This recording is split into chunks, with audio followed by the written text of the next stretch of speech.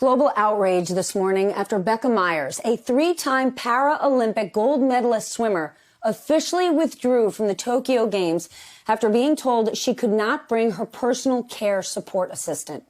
Becca's been deaf since birth, and she also lost her vision. And she was told she could not bring her mother to guide her through the games. The U.S. Olympic and Paralympic Committee is defending this decision, saying they could only have one assistant to help the team due to COVID restrictions.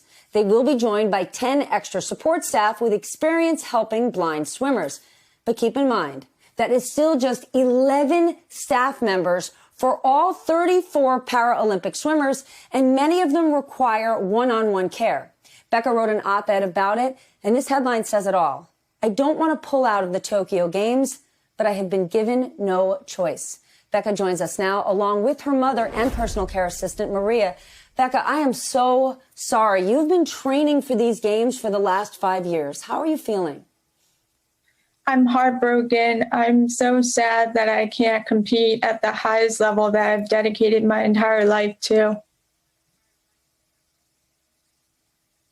Maria, you are Becca's assistant on top of being her mother. Can you walk us through what you do every day to help her? When people just see the headline, their assistant, we are not talking about, tasks. This is life needed support to get her to the pool.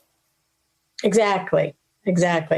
We, every day, we're a team. We work together, from the time we get up, breakfast, walking to the car in the dark, in the middle of the winter to get to practice. It's snowing. I've got her elbow. I get her to the car. We get to the pool. It's, like I said, we're a team together. Becca, when you don't have your mom with you, how vulnerable do you feel? You would be in a foreign country. Very vulnerable because I don't know what's happening around me. I don't have any real modes of communication with others, especially this year with COVID and the mask mandate.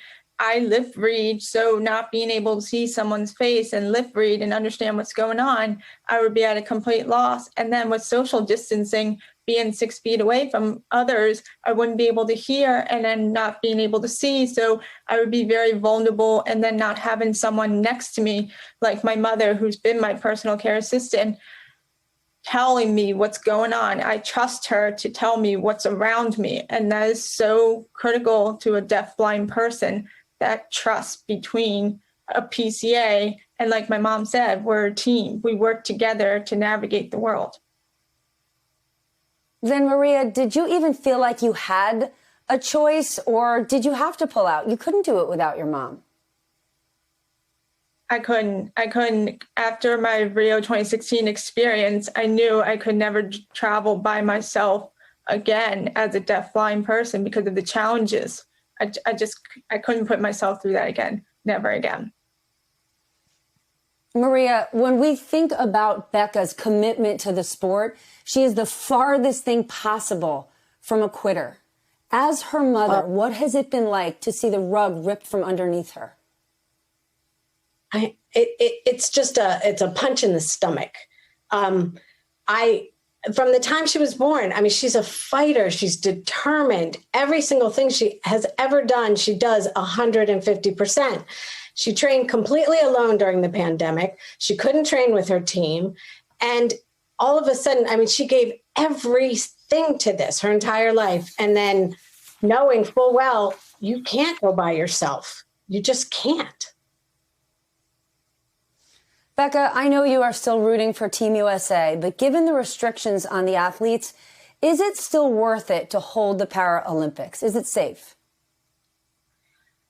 I hope it's safe. I really want the athletes to compete. Everyone's worked so hard. We've dedicated our whole lives. So I would love to see the athletes have an opportunity to compete. And I will be cheering them on loudly from home. Yeah. Then what is your final message, Becca, to all of us out there who might not understand the challenges you face, but who are watching this story and reading it? What do you want us to know? I want to change the system. That is my mission now, to bring awareness so that all athletes with disabilities are protected, that they're safe. No one should ever feel afraid to travel with Team USA. That is my number one priority now, is to protect future generations from ever experiencing what I've experienced. Well, that work forward, Becca, you won't just be a winner for yourself. You're going to change the game and help so many other people win as well. Becca Maria, thank you so much. I appreciate you joining us.